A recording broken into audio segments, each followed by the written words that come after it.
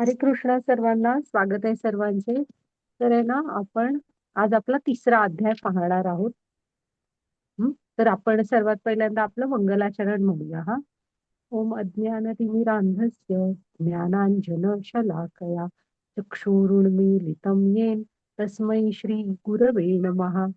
श्री चैतन्य मनोभीष्टं स्थापितं येन भूतले स्वयं रूप कदा मह्यं ददाति स्वपदान्तिकं. वन्देऽहं श्रीगुरो श्रीयुतपदकमलं श्रीगुरून् वैष्णवांच श्रीरूपं साग्रजातं सहगण रघुनाथान्वितं तं सजीवं साद्वैतं सावधूतं परिजनसहितं कृष्ण चैतन्यदेवं श्रीराधाकृष्णपदान् सहगण ललिता श्री विशाखान्वितांच.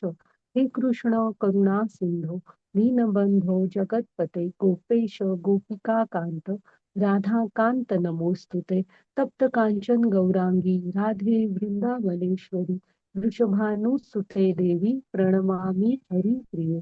नमा ओम विष्णुपदाय कृष्णपृष्ठाय भूतले श्रीमते भक्ती वेदांत स्वामी इति नामिने.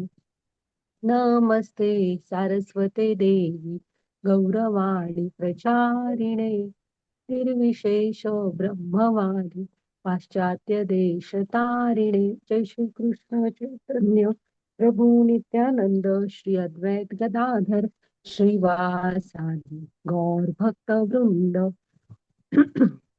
हरे कृष्णा कृष्ण कृष्णा हरे हरे हरे राम राम राम हरे हरे. हरे कृष्णा कृष्ण कृष्णा हरे हरे राम राम राम हरे हरे. तर स्वागत आहे तुम्हा सर्वांचे. तर आपण आहे ना, आज तिसरा अध्याय पाहणार आहोत. काल आपण दुसऱ्या अध्यायामध्ये काय पाहिजे म्हणजे ऍक्च्युली दुसऱ्या अध्यायाचं नाव कोणाला आठवतं का? किंवा प्रभुपाद स्वामी काय म्हणतात दुसऱ्या अध्यायाला, सांगा बघू जरा.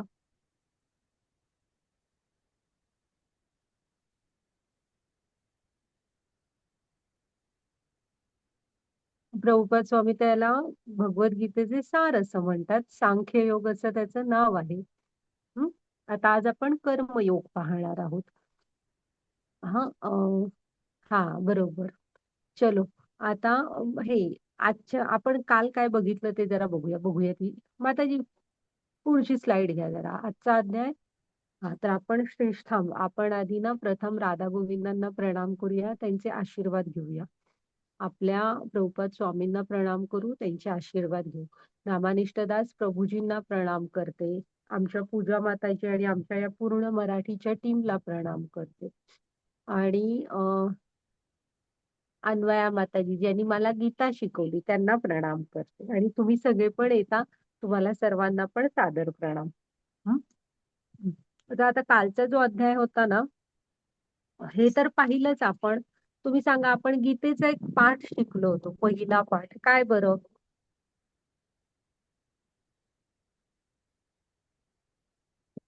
सुरुवातीच्या स्लाइड्स होत्या पहा, त्याच्यामध्ये की आपण काय नाही, आपण शरीर नाही आत्मा आहे. हा गीतेचं पहिली धडा आहे की मी शरीर नाही आत्मा आहे. आणि ते आपण बघितलं. आणि सांख्य ज्ञान म्हणजे आत्म्याविषयीचं ज्ञान, हे सांख्य ज्ञान असतं. त्यामुळे अर्जुनाने जे दुःखाचं कारण सांगितलं होतं, करुणा, त्याला भगवंतानी त्याला आत्म्याचं ज्ञान दिलं. मग आनंद नाही तर दोन्हीकडे मृत्यू पावलास तर स्वर्ग, जिंकलास तर राजा बनशील, मग दुःख काय विचारलं. पुन्हा मग काय म्हणाला, पापी प्रतिक्रिया. तर भगवंतांची सेवा म्हणून हे युद्ध करायचं होतं. तर भगवंतांच्या भक्तीमध्ये आपण जे काय करतो त्याचं आपल्याला पाप लागत नसतं. मग मी निर्णय घेऊ शकत नाही, मी गोंधळून गेलोय, मी असमंजस मध्ये आहे. तर कृष्णाने काय सांगितलं की तू हे आहेस, तुझे बुद्धीला फाटे फुटलेत म्हणून तू निर्णय नाही घेऊ शकत आहेस अर्जुना. मग स्थितप्रज्ञ असायला हवं आपण, स्थिर बुद्धीचे. मग अर्जुनाने त्यांची लक्षणं विचारली, मग आपण ती थोडी पाहिली होती की कसे असतात स्थितप्रज्ञ लोक. आणि मग पारिवारिक परंपराचं आपण आज उत्तर बघूया. माताजी घ्या पुढे. आता हा जो आजचा अध्याय आहे ना, कर्मयोग, हा आपल्याला म्हणजे हे जे गीतेचे हे पहिले 6 अध्याय आहेत ना, हे आपल्याला कर्मांद्वारे आपण कृष्णांशी कसं जोडलं जायचं हेच शिकवतात. बघूया. मग इथं अर्जुन काय म्हणतो, कृष्णा तू म्हणतोस की अं, म्हणजे एक मिनिट हा.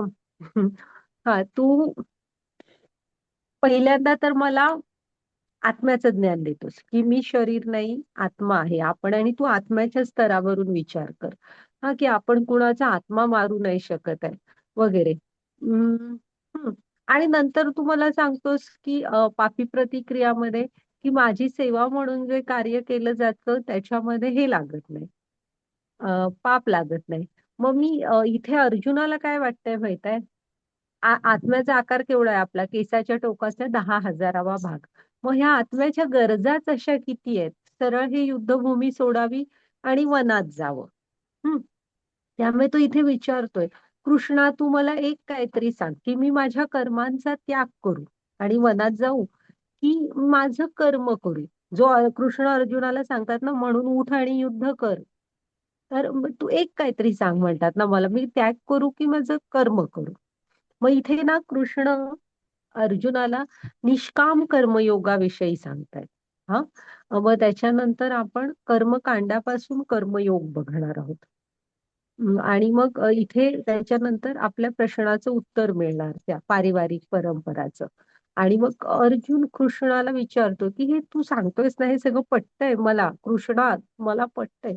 पण असं काय आहे की ज्यामुळे ना हे सगळं पटतंय पण मी करू नाही शकत आहे. हम्म.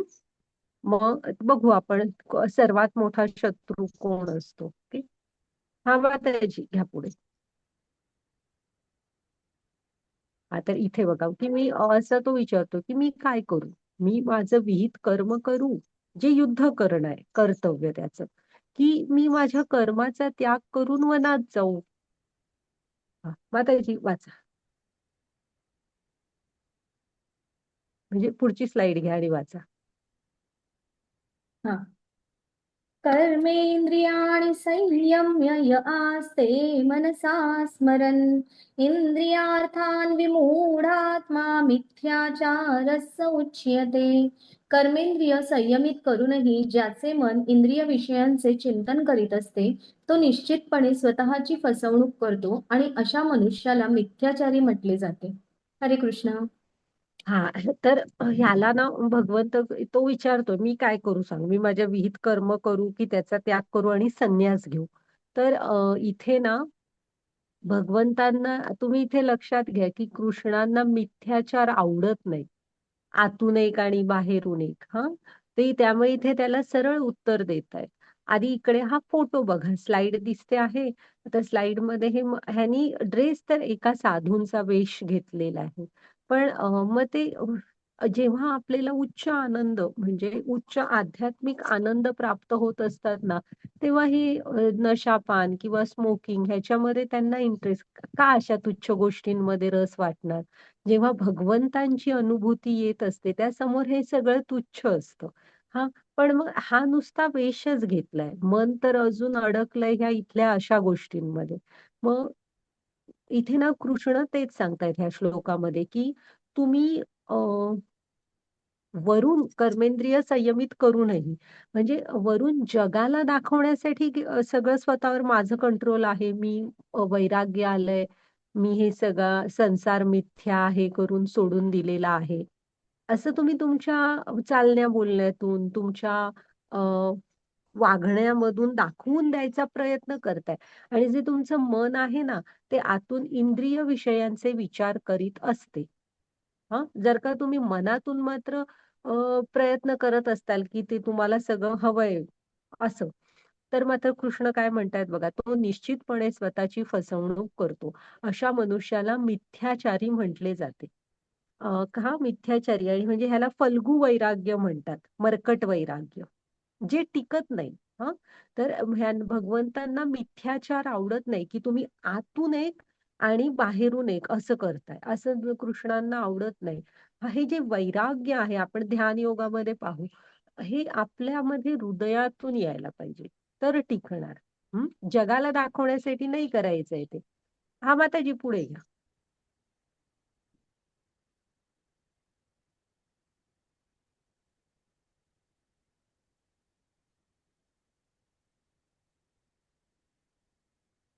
ही ना भरत महाराजांची गोष्ट आहे.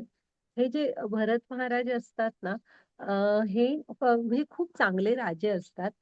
आणि मग असा विचार म्हणजे राजकारभार करत असतात आणि ते त्या टाईपचे राजे जे प्रजेला मुलाप्रमाणे सांभाळत असतात असे राजे असतात ते त्या काळचे. मग एक वेळ अशी येते की त्यांना वाटतं की खूप राज्यकारभार केला आणि आता वृद्धापकाळाकडे आलो तरी आपण भक्ती अशी काही केलीच नाही. आपलं मनुष्य जीवन तर फुकटच गेलं. हं? म्हणून ते म्हणजे त्यांचं जे मंत्रिमंडळ असणार त्यांचा सल्ला घेतं. त्यांच्या राणीचा तिला सांगून परवानगी घेतात. मुलग्याला पुढे राजा वगैरे बनवतात. असं सगळं करून वनात येतात. का? तर फक्त भजन भक्ती करायची जी बिझी शेड्यूलमुळे त्यांना करायला मिळत नसते. मग ते येतात आणि एक झोपडी बांधून ते सगळं करत पण असतात. मग इकडे काय होतं, ते एकदा असंच यज्ञ करत असतात आणि त्यांना पाठीमागून एक हरण धावत जाताना दिसतं आणि त्याच्या पाठीमागे वाघ लागलेला असतो. मग ते पटकन आत त्यांच्या कुटीमध्ये जातात धनुष्य बाण आणायला. पण राजा असतात ना शेवटी. पण होतं काय, ते बाहेर येऊन बघतात ना, पुढे थोडीशी नदी असते.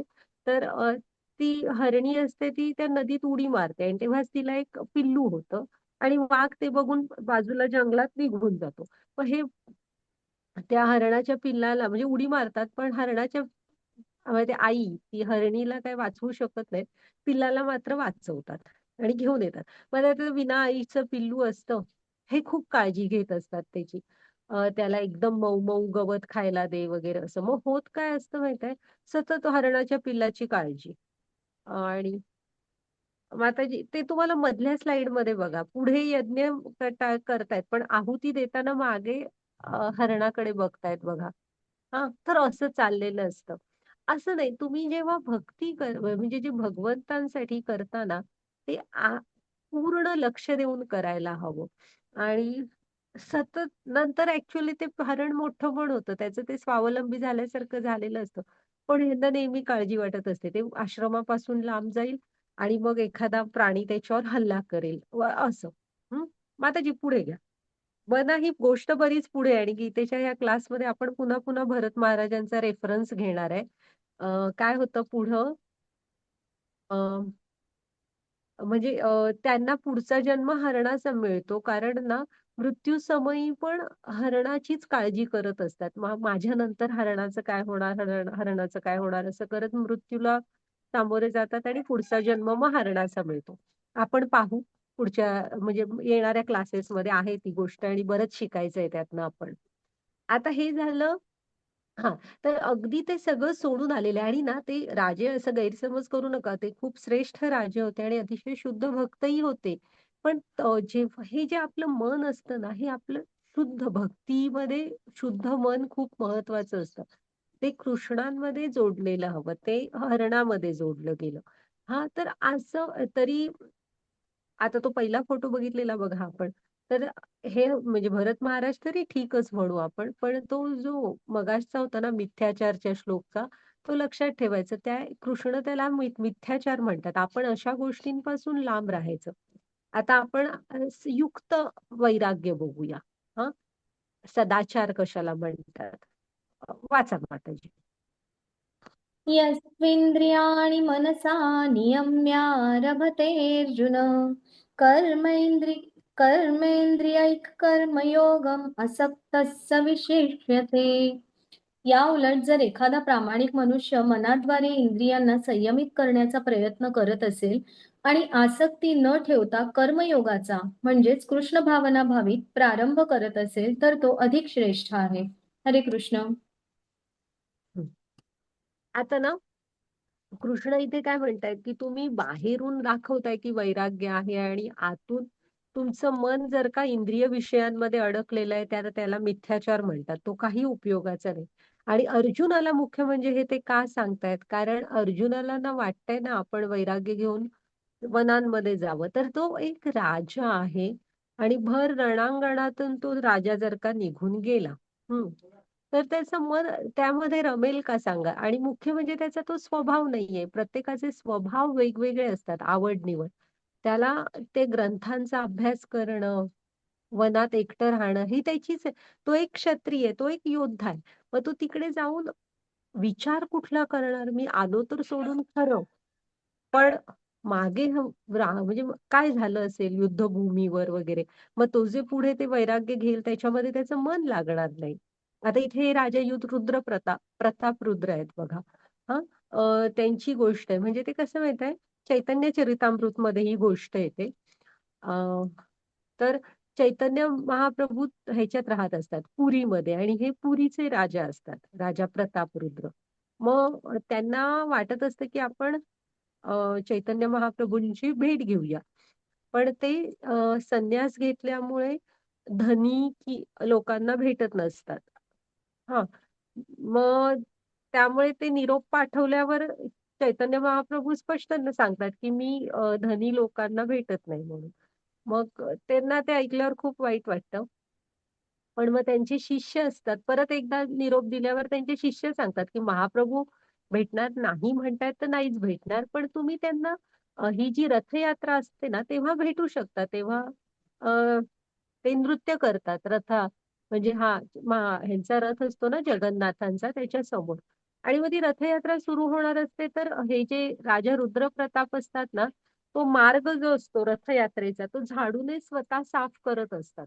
ते पाहून महाप्रभूंना इतकं असं हे भावविभोर होतात ते, की धावत येऊन राजाला मिठी मारतात. हं. अशी ती कथा आहे. तर ह्याला म्हणायचं युक्त वैराग्य. हां, की हा राजा आहे, पण ते संन्यासासारखे राहत होते. म्हणजे कसं वैराग्य होतं त्यांच्यामध्ये. ते इथे तेच कृष्ण सांगतायत, की तुम्हाला तुमचे कुटुंब, संसार, कर्तव्य ही सोडून पळून जायची आवश्यकता नाहीये. तर तुम्ही प्रामाणिकपणे म्हणजे तुमचा तुमच्या मनावर ताबा आहे आणि इंद्रियांना तुम्ही संयमित केलेला आहे आणि आसक्ती न ठेवता कर्मयोगाचा म्हणजे कृष्ण भावनेचा, कृष्ण सेवेचा प्रारंभ करत असाल, तर ते अधिक श्रेष्ठ आहे. म्हणजे तुम्हाला जे वेळ मिळतो हां, किंवा तुम्ही जिथे आहात त्यातनं तुम्ही कृष्णांविषयी किंवा भगवंतांविषयीचं श्रवण करा, वाचन करा. तुम्हाला मंदिरांमध्ये जाता येत असेल तर जा, सेवा घ्या. असं जे काही करू शकता, पण अतिशय मन लावून आनंद घेत करताय, हां, तर मात्र ते कृष्ण म्हणतात अधिक श्रेयस्कर आहे. ओके. हां, माताजी पुढे घ्या. अधिक श्रेष्ठ आहे म्हणतात ते. हां, वाचा. यज्ञार्थात् कर्मणोऽन्यत्र लोकोऽयं कर्मबन्धनः तदर्थं कर्म कौन्तेय मुक्तसंगः समाचर. श्री विष्णू प्रित्यर्थ यज्ञ म्हणून कर्म केले पाहिजे, अन्यथा कर्म या भौतिक जगामध्ये बंधनास कारणीभूत ठरते. म्हणून हे कौंतेया, तू आपल्या नियत कर्मांचे पालन श्री विष्णूंच्या संतोषार्थ कर आणि या प्रकारे तू सदैव कर्म बंधनातून मुक्त राहशील. हरे कृष्ण. आता ना कसं आहे, आपण हा कर्मयोग आहे हा. तुम्ही कर्मांद्वारे कृष्णाशी कसं जोडलं जायचं? इथे हा अध्याय ते सांगतो. मग आपण विचारणार की आता इथे काय म्हणतात? यज्ञ ह्या शब्दाची व्याख्या आहे ही, की तुम्ही ते कोणतेही कर्म जे श्री विष्णूंची सेवेसाठी करता म्हणजे त्यांना समर्पित करून करता. ते सगळं यज्ञ समजलं जाणार. त्यासाठी तुम्हाला जे काय कर्म करताय हे भगवंता तुम्हाला विष्णू म्हणजे इथे राम, कृष्ण, विष्णू ते तत्वतः सेमच आहेत ना. तर त्यामुळे तुम्ही त्यांना जेव्हा अर्पण करत असता तेव्हा त्याला यज्ञ ते कोणतंही कर्म जे विष्णूंना समर्पित केलं जातं तो यज्ञ असतो. हा. पण मग आता तुम्ही म्हणाल की नाही बाबा आमची कर्म आम्ही का त्यांना समर्पित करावी. कर्म म्हणजे कर्मफल. हं. तर ती तुम्ही आपण जर का विष्णूंना ते यज्ञाचे अधिपती आहे. हं. जर का त्याच्यावर त्यांचा अधिकार आहे आपण त्यांना समर्पित नाही केलं तर कृष्ण सांगतात बघा 2 नंबरची लाईन वाचा. अन्यथा कर्म या भौतिक जगामध्ये बंधनास कारणीभूत ठरते. ओके. मग आता तुम्ही म्हणाल ठीक आहे, बंधनास कारणीभूत ठरते म्हणजे काय होतं? असू दे आमची बंधनं आमच्या बरोबर. तर तसं नाहीये. कसं आहे, आपण शरीर नाही आत्मा आहे. हा. आणि काल मी तुम्हाला म्हटलं होतं बघा, की शरीर जीर्ण झालं की आत्म्याला ते सोडावं लागतं वस्त्र बदलल्याप्रमाणे. मग पुढचं शरीर मिळतं ते काही कृष्ण आपल्याला देत नसतात. तर आपल्या कर्माप्रमाणे आपल्याला ते मिळत असतं. त्यात भगवंतांचं काही नसतं. तुम्हाला तेवढं स्वातंत्र्य आहे. मग होतं काय, जेव्हा आपण ना ह्या जीवनामध्ये जी काय कर्म करत असतो ती तुम्ही भगवंतांना नाही अर्पण केली, तर त्याची फळं भोगण्यासाठी तुम्हाला जन्म घ्यावा लागतो. मग जर का चांगली फळं असतील तर ती भोगायला पण तुम्हाला पुढचं शरीर घ्यावं लागणार. आणि वाईट फळं असतील तर तीही भोगण्यासाठी आपल्याला पुढचं शरीर घ्यावं लागतं. हा. मग हे आपल्याला कदाचित ह्यावेळेस आवडत नसेल, पण आत्मा अडकून पडतो ना. आत्मा हा परमात्म्याचा अंश आहे, भगवंतांचा अंश आहे आणि त्याला त्यांच्याकडे जायची ओढ आहे. आणि तो वाट बघत असतो की कधीतरी मनुष्य शरीराचा उपयोग आपण. ते काल एक ह्याचा चित्र बघितलं होतं बघा, पिंजऱ्यात पोपट असणारी दोन चित्र होती. तर तो जो दुसरं होतं ना, तो आत्म्याचा आनंद हाच भगवंतांच्याकडे परत जाण्यामध्ये. तो नेहमी विचार करत असतो, प्रयत्न करत असतो की आपण ह्या शरीराचा उपयोग भगवंतांकडे परत जाण्यासाठी करू. हा. जर का आपण ही फळं भगवंतांना अर्पण नाही केली, तर होतं काय, ती चांगली किंवा वाईट भोगण्यासाठी तुम्हाला इथं परत परत शरीर धारण करावं लागतं. आणि तुम्ही जन्म मृत्यूच्या फेऱ्यामध्ये अडकून पडता. हा. अ,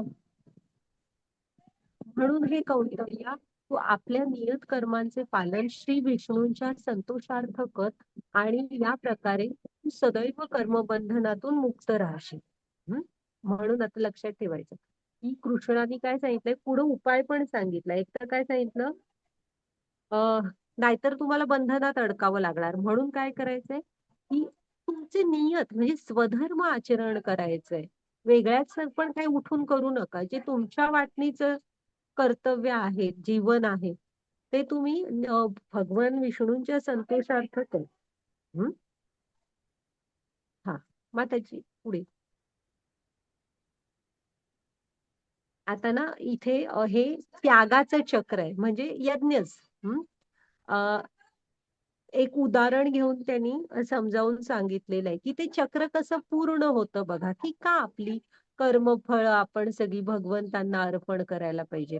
आता ना इथे भगवान आहेत, हा कृष्ण.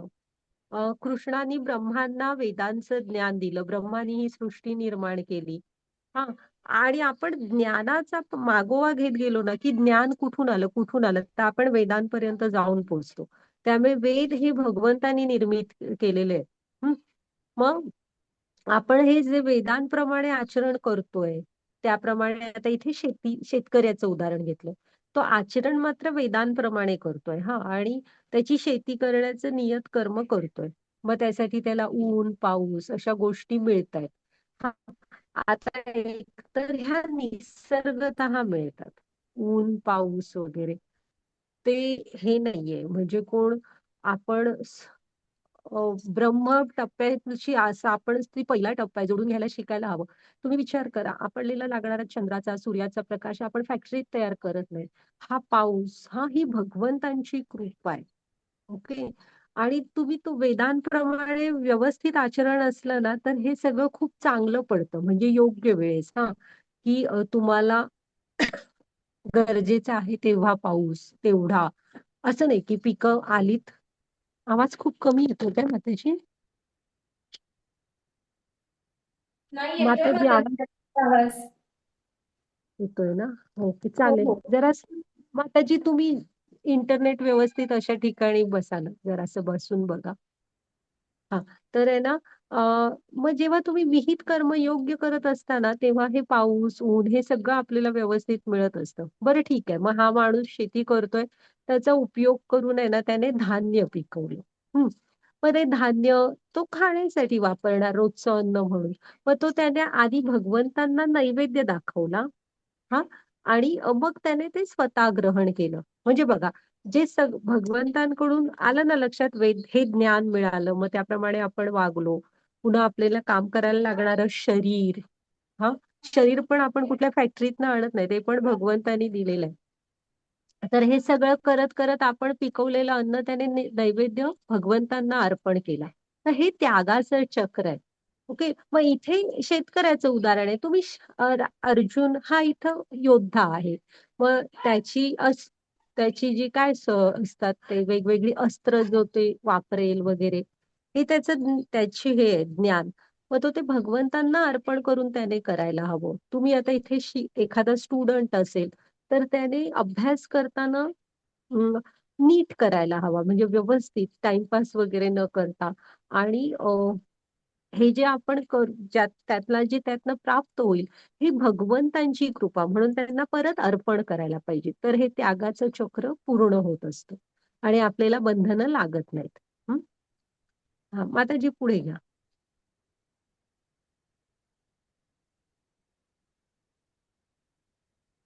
वाच. वेदांमध्ये सांगितल्याप्रमाणे यज्ञ कर्मामुळे आपली सर्व कार्ये शुद्ध होतात.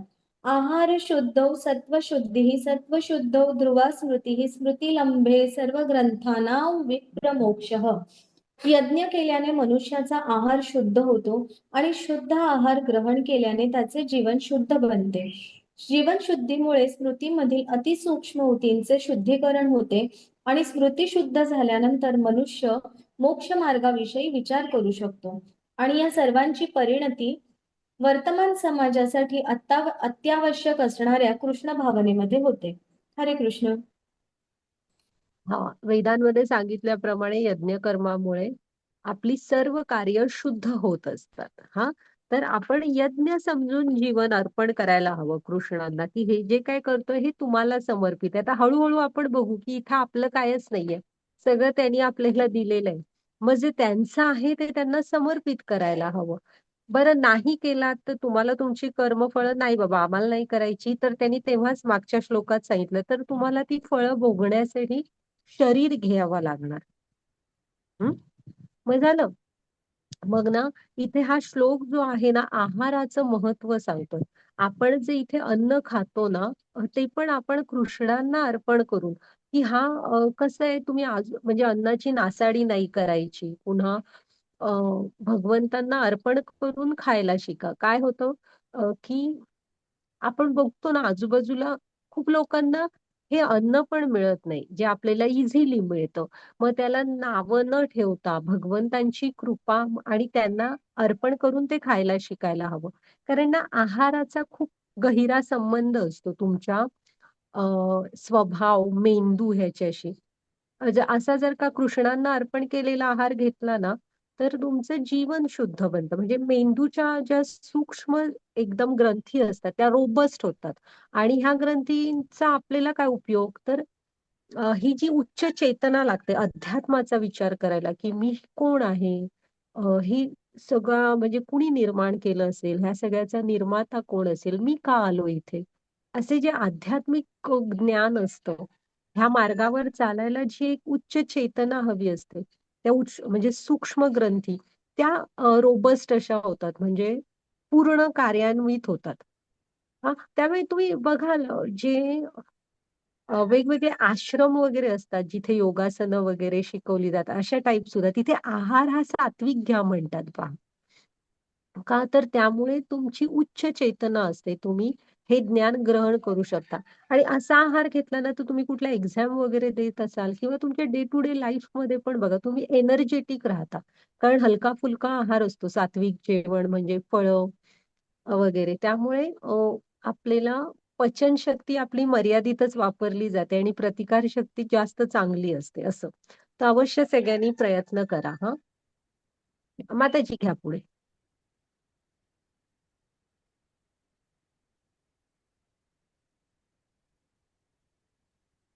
भगवत भक्त सर्व प्रकारच्या पापांतून मुक्त होतात कारण ते सर्वप्रथम यज्ञाला अर्पण केलेले अन्न ग्रहण करतात. मात्र स्वतःच्या इंद्रिय भोगाकरिता भोजन शिजवणारे इतर लोक केवळ पापच भक्षण करतात. हरे कृष्ण. आता कृष्ण इथे असं का म्हणतायत की पापच भक्षण करतात? हा, आपण यज्ञाला प्रथम अर्पण करतात आणि ग्रहण करतात. ते आता आपण म्हटलं ना, हे यज्ञाचा भाग आहे तो. आपण तो त्यांना अर्पण करून खायला पाहिजे. जर का तुम्ही भगवंतांना जेव्हा अर्पण करत नसलो, तर होतं काय, की त्याची कर्मबंधनं आपल्याला लागत राहतात आणि ती भोगण्यासाठी तुम्हाला पुन्हा पुन्हा जन्म-मृत्यूमध्ये अडकून पडावं लागतं. म्हणून आधी भगवंतांना अर्पण करा. म्हणून मराठीत आपण जे अन्न ग्रहण करताना, जेवण सुरू करताना म्हणतोच ना, "वदनी कवन घेता नाम घ्या श्रीहरीचे." आणि त्यातच पुढे आहे ना, "उदर भरण नोहे जाणी जे यज्ञ कर्म." मग यज्ञाचा अधिपती कोण आहे? विष्णू. मग त्यांच्या प्रित्यर्थ करायला हवं.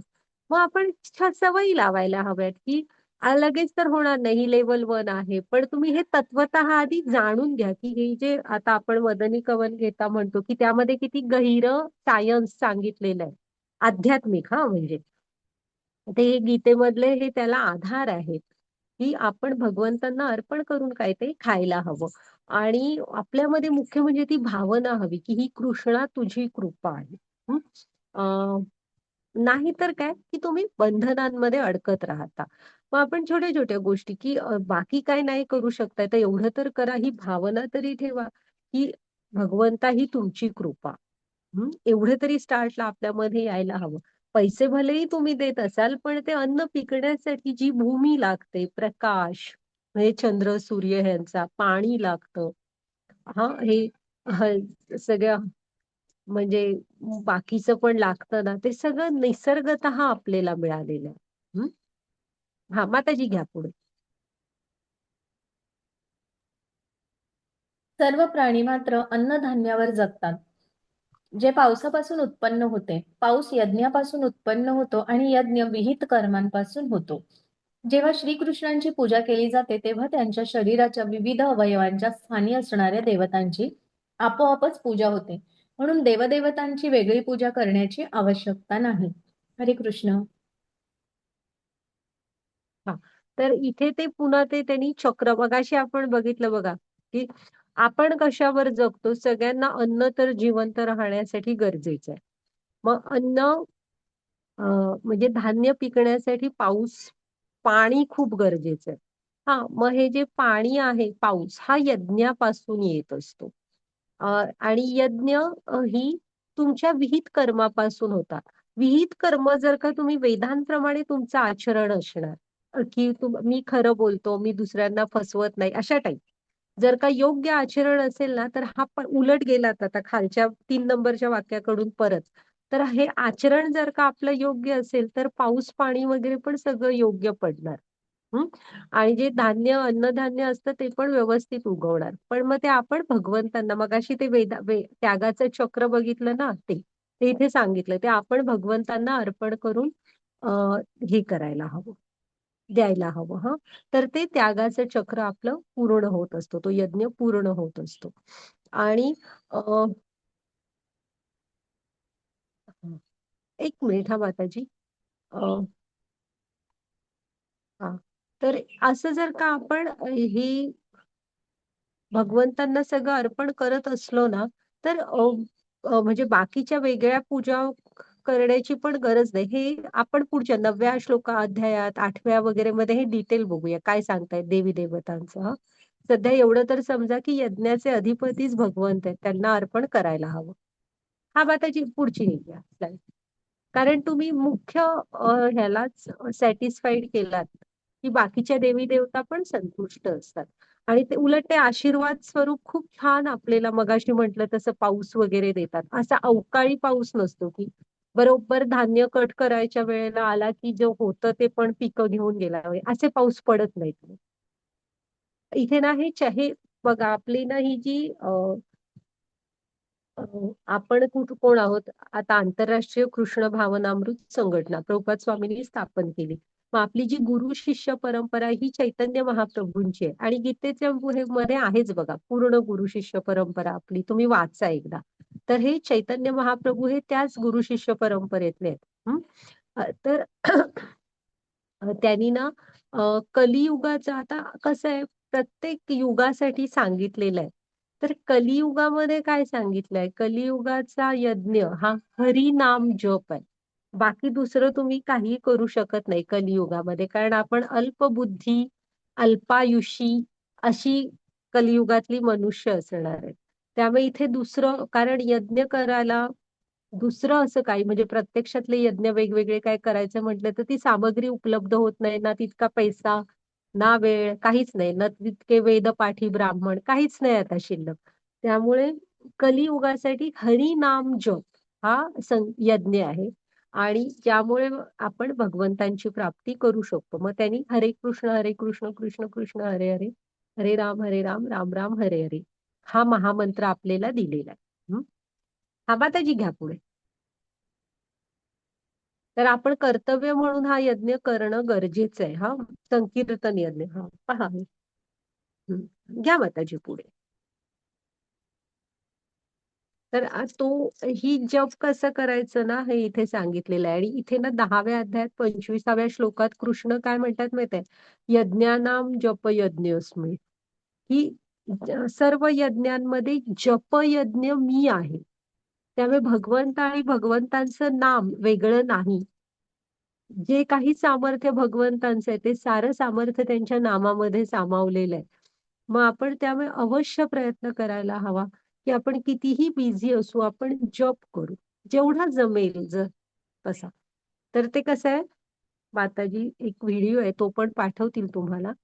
तर आधी ना तो जो वरती जय श्री कृष्ण चैतन्य प्रभू नित्यानंद श्री अद्वैत गदाधर श्रीवासादि गौर भक्त वृंद, हा आधी प्रणाम मंत्र म्हणायचा. हा चैतन्य महाप्रभू आणि त्या सगळ्या आचार्यांना की ज्यांनी ना 15व्या शतकात साधारण अवतार घेतला होता. चैतन्य महाप्रभू हे कृष्णाचे अवतार आहेत आणि भक्तीचा, शुद्ध भक्तीचा प्रचार करण्यासाठी त्यांनी अवतार घेतलेला. तर त्यांना आणि त्यांच्या मदत करायला आलेले ते सगळी जी त्यांचे भक्त होते त्यांच्या बरोबर अद्वैत आचार्य वगैरे, त्या सगळ्यांना प्रणाम कर मंत्र हा प्रणाम करायचा आणि आपण जप सुरू करायचा. का प्रणाम करायचा, तर एकतर नम्रता म्हणून की त्यांची चरित्र तुम्ही पाहाल ना तर इतकं अपार सोसलंय त्यांनी. म्हणजे ते स्वतः सगळी जण म्हणजे शुद्ध हे होते, स्वतः कृष्ण किंवा महाविष्णू, सदाशिव आपले अशी ती सगळी होती. तरी सुद्धा त्यांनी मनुष्य शरीर धारण करून इतकं सहन केलंय ही भक्ती परंपरा पुढे देण्यासाठी. त्यामुळे एक आपल्याला त्यांना आदर द्यायला हवा. दुसरं, जप करताना आपल्याकडनं खूप त्रुटी उरत असतात, तर ते आचार्य आहेत ते मोठ्या मनाने आपल्याला सांभाळून घेतात. म्हणून आधी प्रणाम मंत्र म्हणायचा आणि मग प्रत्येक मण्यावर एकदा, एका मण्यावर हरे कृष्ण कृष्ण कृष्ण हरे हरे, हरे राम राम राम हरे हरे, मग दुसऱ्या मण्यावर परत, मग तिसऱ्या मण्यावर असं 108 मणी पूर्ण करायचे. ओके, माताजी घ्या पुढे वाचा. म्हणून कर्मफलांवर आसक्ती न ठेवता मनुष्याने कर्तव्य म्हणून कर्म केले पाहिजे. कारण अनासक्त होऊन कर्म केल्याने त्याला परमेश्वर प्राप्ती होते. हरे कृष्ण. हा, मग कृष्ण इथे काय सांगतायत, तू अर्जुना युद्ध करायचं थांबू नकोस, तुम्ही कर्म करायचं थांबू नका. उठून सगळं सोडून प्रत्येक जण कुठे जाऊ शकतो सांगा, तर शक्य आहे का प्रत्येकाला मी माझं कर्तव्य सगळं सोडतो आणि वनात जातो? अशक्य गोष्ट आहे. कारण ते त्यासाठी लागणारं वैराग्य आपल्यामध्ये आत असायला लागतं. इथं आपल्याला एक पाण्याच्या बाटलीतलं पाणी कोणी मागितलं तर देवत नाही, आणि काय आपण सगळं सोडून जाणार आणि वैराग्याच्या गोष्टी करणार? तो स्वभाव नसतो प्रत्येकाचा. हम्म. त्यामुळे कृष्ण सांगतायत की तुम्हाला कर्म करायचं थांबायचं नाहीये. तर आपल्याला आपली कर्म ना निष्काम कर्मयोग शिकवतायत ते. आपल्याला आपली कर्म भगवंतांच्या सेवेमध्ये जोडून घ्यायची आहेत. हं. त्यामुळे एक मिनिट. टाकी वाहते का बघा.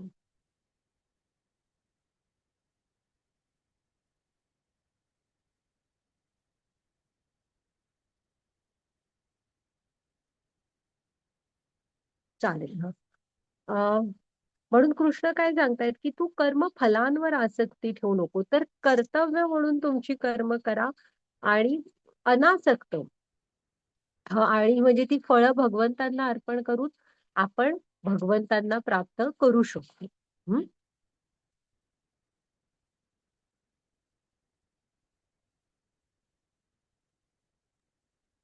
यद्यदाचरति श्रेष्ठस्तत्तदेवेतरो जनः स यत्प्रमाणं कुरुते लोकस्तदनुवर्तते. श्रेष्ठ पुरुष जे जे करतो त्याचे अनुसरण सामान्य जन करतात. आपल्या अनुसरणीय कृत्यांनी तो जे जे आदर्श घालून देतो त्यानुसार संपूर्ण जग कार्य करते. हरे कृष्ण. आता इथे ना अर्जुनाचा एक प्रश्न होता, पारिवारिक परंपरा. तोही किती चांगला राजा आहे बघा. त्याने कायच विचारलेलं कृष्णाला, 3 गोष्टींमध्ये त्याला पारिवारिक परंपराची काळजी वाटत होती, की घरातल्या वृद्धांची काळजी कोण घेणार. पुन्हा स्त्रिया ज्या असणार, त्यांची सुरक्षिततेचं काय, त्यांचा समजा गैरफायदा कोणी घेतला तर काय. हा आणि जी लहान मुलं असणार त्यांना त्यांच्या घराण्याचे रीतिरिवाज, परंपरा हे कोण शिकवणार. आणि समजा स्त्रियांनी चे कोणी गैरफायदे वगैरे घेतले, अवांछित संतती निर्माण झाली, तर ही जी संतती असते ही दिशाहीन असते. ह्यांना संस्कार मिळालेले नसतात, त्यामुळे ती म्हणजे ती अशी संस्कारहीन पिढी समजा तयार झाली तर ते पृथ्वीला ओझं असतं. हा, मग त्यांचं काय होणार. असे अर्जुनाला इतके गहिरा काय काय विचार तेव्हा पडला होता पारिवारिक परंपराचा. वृद्धांची काळजीमध्ये त्याला हेही पुन्हा प्रश्न पडलेला, की जे आपले पितृ असतात त्यांना तर्पण द्यायचं असतं. हा, ते कोण देणार. ओके. असे त्याला विविध प्रश्न पडले होते. त्यातला हा होता, की पारिवारिक परंपरांचं म्हणजे कुटुंब व्यवस्था टिकायला हवी कृष्णा. तेव्हा दोन्ही बाजूचे योद्धे मारले जाणार होते आणि तेव्हा पुरुष युद्धांमध्ये भाग घ्यायचे. मग सगळे करते सवरते पुरुष गेल्यावर काय होणार परिवारांचं. तर कृष्णाने इथे खूप छान सांगितलंय बघा, की आपण आहे ना, तू ती काळजी करू नको म्हणतात. तू एक राजा आहेस. हा, आणि तुझ्या प्रत्येकाने स्वतःच्या आचरणातून आदर्श घालून द्यायचा असतो. जर का तू तुझं योग्य कर्तव्य केलंस, हा, तर नक्की मागची येणारी पिढी, की हा अर्जुनाने त्याचं युद्ध करायचं कर्तव्य केलं, आम्ही पण आमच्या राजासारखं वागणार, आम्ही पण आमचं कर्तव्य करणार, असा तुझा आदर्श पुढे ठेवणार. हा, आणि जर का तू ह्या क्षणी इथून पळून गेलास तर ती पण म्हणतील ना, मग वृद्ध म्हणतील किंवा स्त्रिया म्हणतील, आम्ही कशाला आमची कर्तव्य करा, आम्ही पण नाही करणार आमची आमची कर्तव्य. आणि अनागोंदी कारभार सुरू होईल. त्यामुळे ना कृष्णाने इथं फार छान सांगितलंय बघा. गीता हे मनुष्य जीवनाचं ज्ञान देत असतं आपल्याला. हा, ते काय सांगतायत, की आपल्या अनुसरणीय कृत्याने तो जे जे आदर्श घालून देतो त्यानुसार संपूर्ण जग कार्य करतं. हा, म्हणजे श्रेष्ठ पुरुष. तर तुम्ही तुमचा आता ते दाखवलंय बघा, बदक आहे त्याच्या मागून पिल्लं निघालेली आहेत रांगेत. इवन तुम्ही तलावांकडे वगैरे गेलात तर बघितलात तरी पण दिसणार. आई बदक असतं त्याच्या मागे त्याची पिल्लं ती जिकडे अशी वळते तिकडे वळतात वगैरे असं. तर तुम्ही स्वतः मोबाईल अजिबात नाही वापरला किंवा खूप कमी वापरला, वाचायला शिकलात, तर तुमची मुलं पण आपोआप वाचन वगैरे करणार. तुम्ही टापटीप घर ठेवत असाल वस्तू जिथल्या तिथे, तर ती पण आपोआप शिकणार ठेवायला, कारण ती अनुकरण करत असतात. हं? माताजी घ्या पुढे.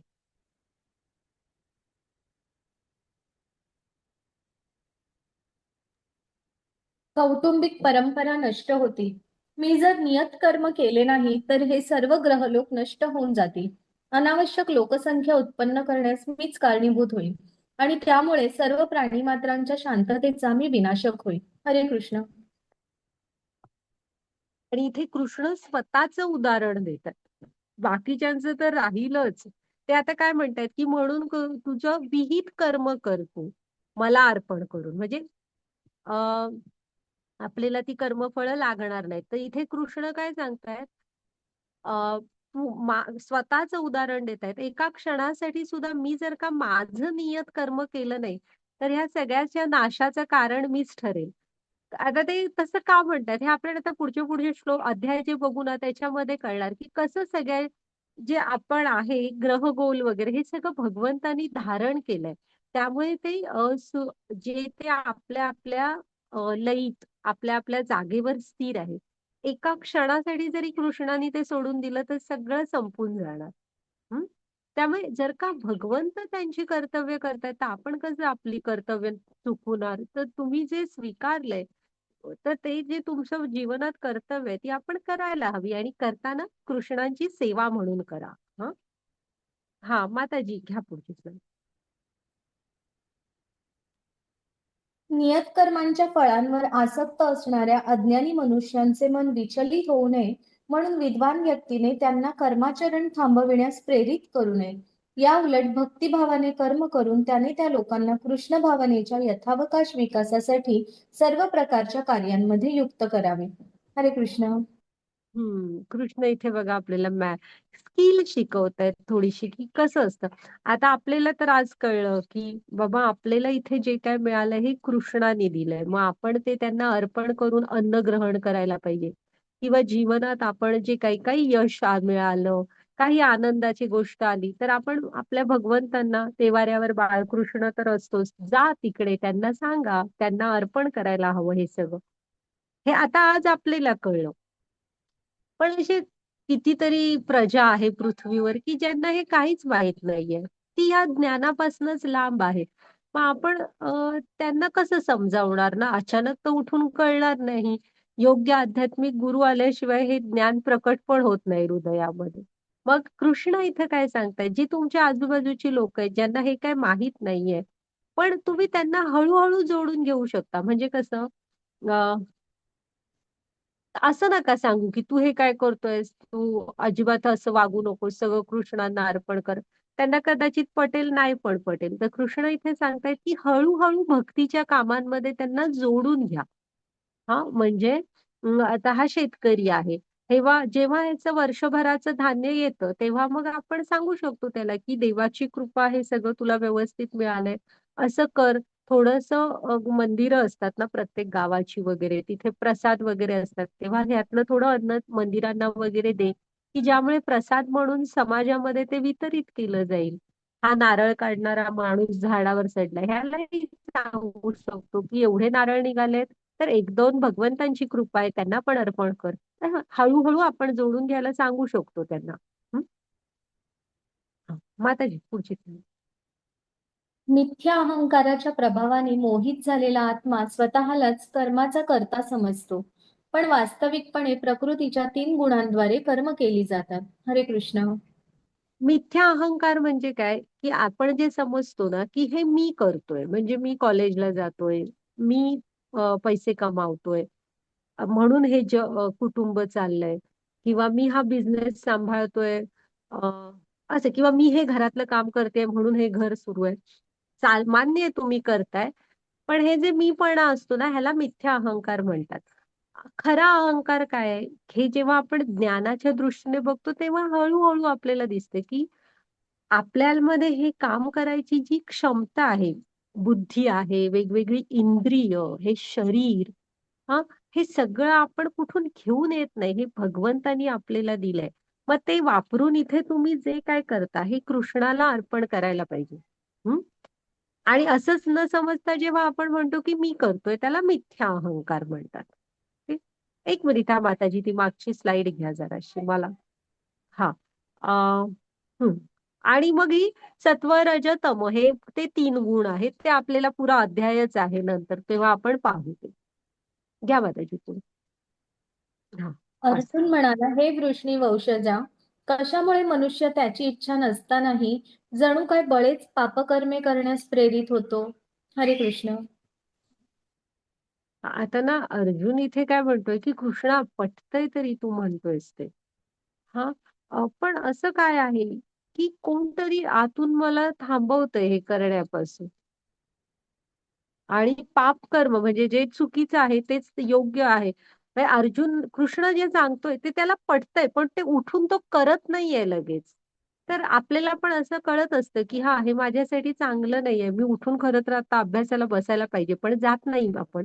मग कोण असतो हा थांबवतो आपल्याला? हा. तर य- आता ही पुढची ऍक्च्युली ह्या स्लाइडवर आपण परत येऊया, आधी उत्तर ऐकूया. माताजी. हा. एक मिनिट. हा. हा. वाचा कामाची जीवावर 3 प्रकारची आच्छादने.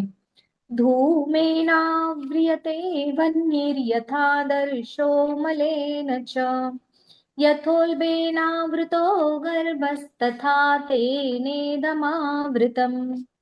ज्याप्रमाणे धुराने अग्नी, धुळीने आरसा आणि वारेने गर्भ वेष्टीला जातो, त्याचप्रमाणे जीव या कामाद्वारे विविध प्रमाणात आच्छादिला जातो. हरे कृष्ण. मग तो शत्रू कोण आहे जो आपल्याला थांबवतो? तर तो म्हणजे काम. काम म्हणजे काय? कामना. कामना म्हणजे काय? अनियंत्रित इच्छा. की काल म्हटलेलं तसं तसं तुम्ही ठरवून अभ्यासाला बसणार आहे की आज मी पुरा एवढे एवढे तास अभ्यास केल्याशिवाय हलणार नाही. पण एवढ्यात कोणीतरी हाक मारली की तुम्ही उठून गेला. हा, तर ह्या असतात तुमच्या अनियंत्रित इच्छा. असं नाही. आपण स्ट्रॉंग असायला हवं, म्हणजे स्थिर असायला हवं थोडं.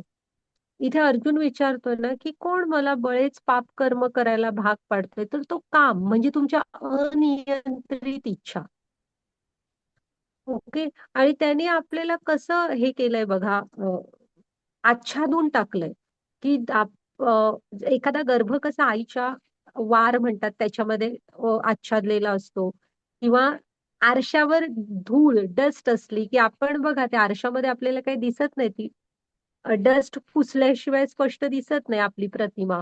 किंवा अग्नीमध्ये, सॉरी, धुरामध्ये अग्नी असते, तर ते फुंकर घालून तो धूर बाजूला करून अग्नी प्रज्वलित करावा लागतो ना. तर अशा प्रकारे ह्या अनियंत्रित इच्छा, ह्या कामनानी आपल्याला पूर्ण व्यापून टाकलेलं असतं. आणि ह्याचा नियम कसा आहे, तुम्ही एक पुरी केली ना, आता मित्राबरोबर गेलात की तो म्हणेल आणि एक चल पुढे जाऊन काहीतरी खाऊनच येऊया, मग आणि 2-4 जण भेटेल. कुठेतरी हे थांबवावं लागतं. योग्य काय आहे हे आपण निर्णय घ्यावे लागतात. नाहीतर होतं काय माहितीये, मन आपलं कसं आहे, आज आता बटाटे वडा खावासा वाटला, तो आईने करून दिला, तर ती हा म्हटल्यावर मग आपल्याला त्याच्यावर आणि काहीतरी पाहिजे असतं. असं म्हणजे ही छोटी उदाहरणं झाली, पण तुमचं मन असतं ना, ते इच्छा करतच राहणार. ते समुद्राचं म्हणून उदाहरण सांगितलेलं. तर आपण थोडं स्थिर राहायला शिकायला पाहिजे, की ह्या क्षणी योग्य काय आहे, ते करायला हवं तुम्ही. आता माझी 1 मिनिट मागची.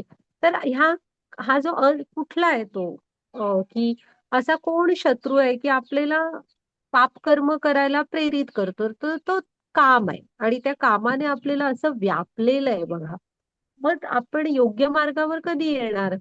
हे आता त्यांनी दिलंय बघा. हे अशा गोष्टींमध्ये आपण अडकलेलं, काम, लोभ, अज्ञान, द्वेष, आसक्ती, दर्प, दंभ, क्रोध, ह्यामध्ये आपण अडकून पडलेलो आहे. हा, मग जेव्हा जीवनामध्ये आध्यात्मिक गुरु येणार, शुद्ध प्रमाणित असे आध्यात्मिक गुरु येणार ना, तेव्हा बघा त्यांनी दाखवलंय बघा, तिथून पुढे आपला भगवंतांकडचा रस्ता सुरू होतो. हं? आणि मग तुम्हाला असं वाटणार नाही की कोण मला अचानक पाप कर्म करायला प्रेरित पाडतंय, कारण तेव्हा तुमचं मन तुमच्या ताब्यात असेल. माताजी घ्या पुढे. म्हणून हे भरतर्षभ अर्जुन, इंद्रियांचे नियमन करून पापाच्या या महान प्रतीकाचा म्हणजेच काम प्रारंभीच निग्रह कर आणि आत्मसाक्षात्काराच्या ज्ञानाचा विनाश करणाऱ्या या कामाचा वध कर. हरे कृष्ण. हा, ते काय म्हणतात, म्हणून हे भरत शर्व अर्जुन, हम्म, हा, की ह्या इंद्रियांचे नियमन कर. म्हणजे हे जे आपलं मन आहे ना, ह्याला कंट्रोल मध्ये ठेवायला पाहिजे तुम्ही. असं सतत सगळ्याच्या मागे धावणारं जे मन असतं ना, त्यातला प्रगती करणं खूप अवघड असतं. हं? म्हणून ते सांगतायत की आणि प्रारंभीच खूप पुढे जाऊ नका. कालचा पण आपण अधःपतनाचे टप्पे पाहत होतो बघा, तर त्याच्यामध्ये पण कामना होत्या, मग आसक्ती वगैरे होत जातं. तर सुरुवातीलाच तुम्ही स्वतःला रोखायला हवं. अवश्य चांगल्या पण इच्छा असतात, की उठून वाटत असते की आपण हे चांगलं काहीतरी करावं. तर तेव्हा पण ते आपण सांगू शकतो, आज नाही जमत आहे, आपण उद्या ह्या वेळ नक्की काढू आणि तेही करू. हा, तर त्यामुळे हे इंद्रियांचे नियमन आपल्याला करायला हवं. आणि मगच आत्मसाक्षात्काराच्या ज्ञानाचा विनाश करणाऱ्या कामाचा वध कर. जर का तुमची इंद्रिय तुमच्या कंट्रोलमध्ये, मन तुमच्या कंट्रोलमध्ये असतं, तर ह्या अनियंत्रित इच्छा होत नाहीत. त्या आपण व्यवस्थित त्यांना बाजूला करू शकतो की नाही बाबा मला हे आता शक्य नाही असं. हं? आपण पुढे बघूया त्याच्यातनं ते कसं करायचं सांगितलंय. वाचा मग. इंद्रियाणि परण्याहुरिन्द्रियेभ्यः परं मनः मनसस्तु परा बुद्धिर्यो बुद्धेः परतस्तु सः. कार्य करणारी इंद्रिये जड प्रकृतीपेक्षा श्रेष्ठ आहेत. मन इंद्रियांपेक्षा श्रेष्ठ आहे, बुद्धी मनापेक्षाही श्रेष्ठ आहे आणि तो आत्मा बुद्धीपेक्षाही श्रेष्ठ आहे. हरे कृष्ण. हा, ही ना भगवंतानी टप्पे दिलेले आहेत म्हणजे आपण की नाही कसं कंट्रोल करायचंय. मग आता जी पुढे एक चार्ट आहे तो बघूया आपण, हेच दिलंय. अजून एक आहे का बघा, हा पण आहेच असा सरळ रेषा रे. हा, ओके. हा मागचा घ्या आधी, घ्या तो आधी. हा, मग इथे ना हे लक्षात ठेवा. सगळ्यात हे कोण आहे सांगा, म्हणजे सगळ्यात खाली कुठलं पहिल्यांदा काय येतं, शरीर येतो. हा, मग इंद्रिय येत असतात आपली. मग इंद्रियांपेक्षा श्रेष्ठ कोण आहे, मन. हा, अ, मग मनापेक्षा श्रेष्ठ कोण, बुद्धी. हा, आणि बुद्धीपेक्षाही श्रेष्ठ कोण आहे तर आपल्या हृदयातला आत्मा. असा हा खालनं वरपर्यंतचा क्रम आहे. ओके. मग आपल्याला काय हवंय, आपली इंद्रिय आणि मन आपल्या ताब्यात हवं. ओके. मग त्यासाठी तुम्ही काय करायला पाहिजे, तुमची बुद्धी जी असते ती वापरायला हवी, मनाला ताब्यात ठेवायला हवं, मग इंद्रिय ताब्यात राहतात. हा, बघूया आता पुढे ते आहे. मग आता हा फक्त क्रम लक्षात ठेवा की काय क्रम आहे. आता ना हे थोडेसे टप्पे दिलेत की आपण प्रगती कशी करत असतो.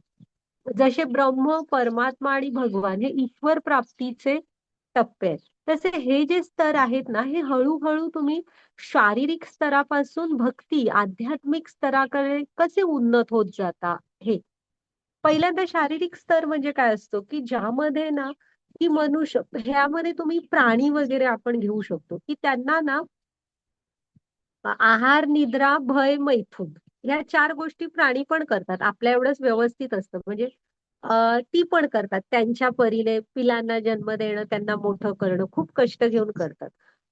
अन्न शोधतात, भीती वगैरे अशा भावभावना असतात. त्यांना पण झोप वगैरे येते, शरीर थकतं. हे 4 गोष्टी तीही करतात, आपणही करतो. त्यामुळे हा शारीरिक स्तर असतो की भूक लागल्यावर अन्न मिळणं वगैरे. हम्म. मग त्याच्यानंतर थोडा वर येतो इंद्रियांचा स्तर. इंद्रियांचे चोचले प्राण्यांचे नसतात. मग आपल्याला वेगवेगळ्या चवीचं अन्न हवं असतं, काही व्यसनं असतात काही जणांना. मग हे सगळं इंद्रिय स्तरांपर्यंत असतं.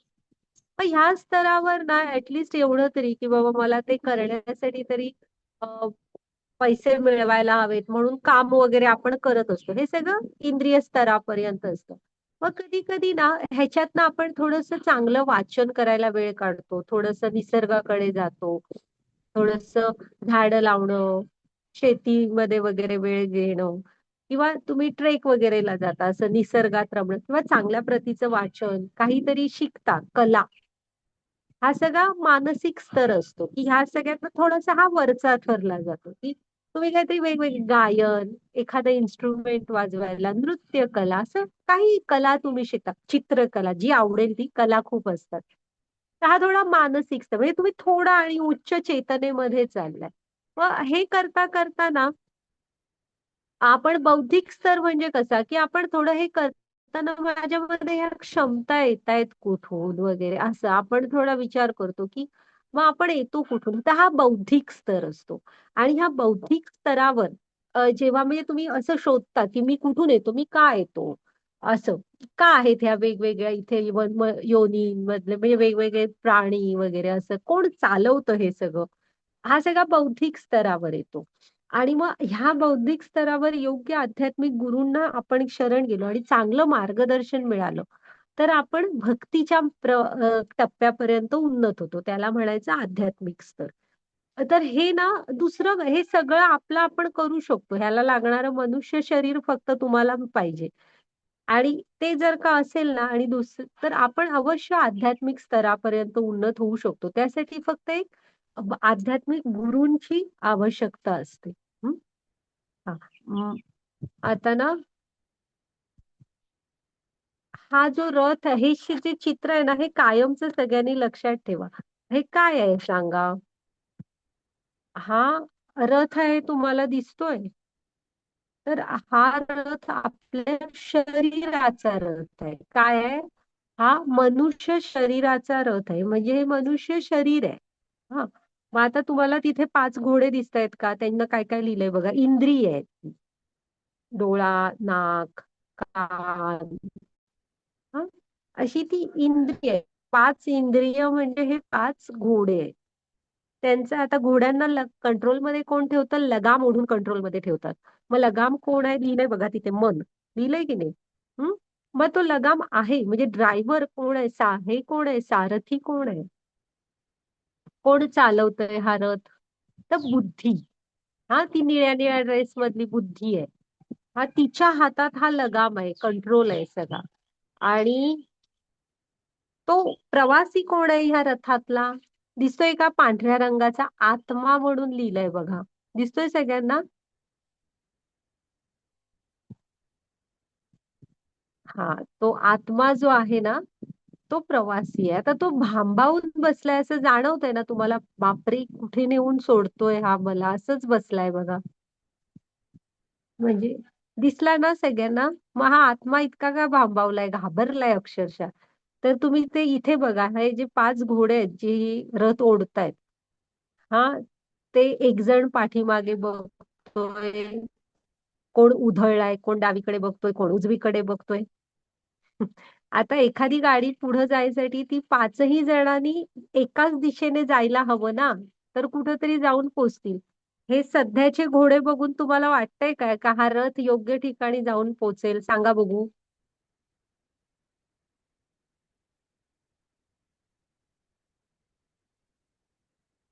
स्क्रीनवर रथ दिसतोय ना सगळ्यांना? हो माताजी, दिसतंय. मग हा वाटतंय काय तुम्हाला, हे 5 घोडे बिचाऱ्या आत्म्याला योग्य ठिकाणी नेऊन सोडतील?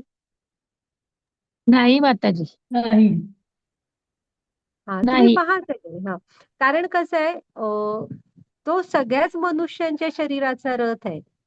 कारण तो 5 जणांनी एकाच दिशेने धावले तर कुठेतरी जाऊन पोहोचेल. हे 5ही जण आहे, ही आपली इंद्रिय आहेत. हा, जी 5, जिभेला काहीतरी वेगळं खायचंय, त्वचेला वेगळा स्पर्श हवाय, कानाला काहीतरी वेगळंच ऐकायचंय, डोळ्यांना काहीतरी वेगळंच बघायचंय, असे धावणारे हे. म्हणून तो आत्मा असा भांबावून बसलाय की बापरे, कुठं पुढे नेऊन सोडतोय.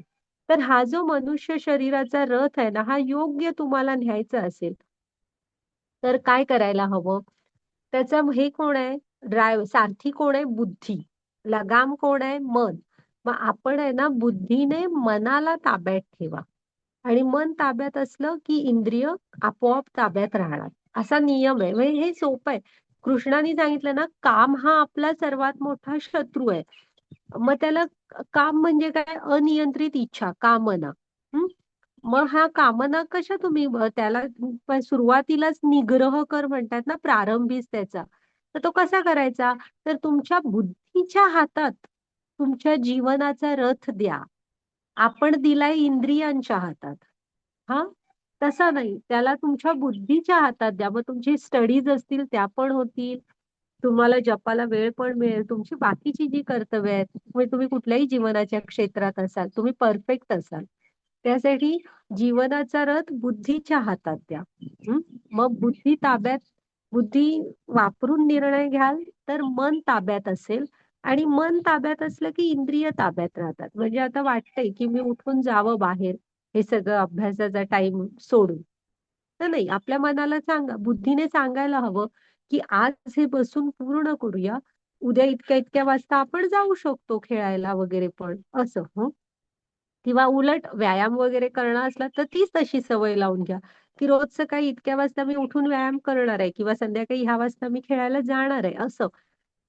तर बुद्धी हे खूप मोठं मनुष्याला मिळालेलं हे आहे. तर लक्षात ठेवा की बुद्धी वापरायची आपण. मग बुद्धीने मनाला ताब्यात ठेवा, आणि मन ताब्यात असलं की तुमची इंद्रिय आपोआप ताब्यात राहणार. हम्म. फक्त उलट करू नका की आपला रथ इंद्रियांच्या हातात देऊ नका. मग झाला आपला आजचा अध्याय. त्याग की कर्म. एकम काहीतरी वद म्हणत होता ना अर्जुन. तर कृष्णाने काय सांगितलं त्याला, की निष्काम कर्मयोग सांगितला, की तू वनात जाऊन जर का मागचा विचार करणार असलास तर त्याला मिथ्याचार म्हणतात. त्यापेक्षा मग राजा प्रतापरुद्रांचं उदाहरण दिलंय, बघितलं आपण, की जिथे आहेस तिथून भक्तीमधली कामं करा. हा? आणि मग आपल्याला थोडं कर्मयोगाकडे आणलं कृष्णाने, की भगवंतांची सेवा. आपण त्यागाचं चक्र बघितलं. यज्ञ म्हणजे काय, तर ते कोणतेही कर्म जे श्री विष्णूंच्या संतुष्टी प्रित्यर्थ केलं जातं. मग कृष्ण काय म्हणाले, तुम्ही तुमचं आचरण, सॉरी, तुमची कर्मफळ ही भगवंतांना अर्पण करायला पाहिजे, नाहीतर त्याची बंधनं लागणार. बंधनं लागणार म्हणजे काय, तर ती भोगण्यासाठी तुम्हाला पुन्हा पुन्हा जन्म मृत्यूमध्ये अडकावं लागणार. मग अर्जुनाच्या पारिवारिक परंपराचं उत्तर दिलं, की बाबा आपल्या आचरणातून आदर्श प्रस्थापित करायचा. तुमचं आचरण योग्य असलं तर मागची पिढी म्हणजे पुढची, सॉरी, येणारी पिढी आपोआप त्याची पावलावर पाऊल टाकणार. आणि सर्वात मोठा शत्रू कोण आहे आपला, तर इह वैरिणम. तर कोण आहे, काम. हा, आणि ह्याला कंट्रोलमध्ये कसं ठेवायचा, तर तुमच्या बुद्धीला, बुद्धी वापरून मनाला ताब्यात ठेवा. मन ताब्यात असलं की इंद्रिय ताब्यात राहणार. हा, आणि तुम्हाला आध्यात्मिक गुरूंचं मार्गदर्शन घ्यायला हवं. तर आपला अध्याय इथे झालाय. चालेल, आपण, तुम्हाला काय प्रश्न असले तर विचारू शकता आता. माताजी, रेकॉर्डिंग स्टॉप केलं तर चालेल. हरे कृष्ण माताजी. हा हरे कृष्ण माताजी. हा, बोला माताजी.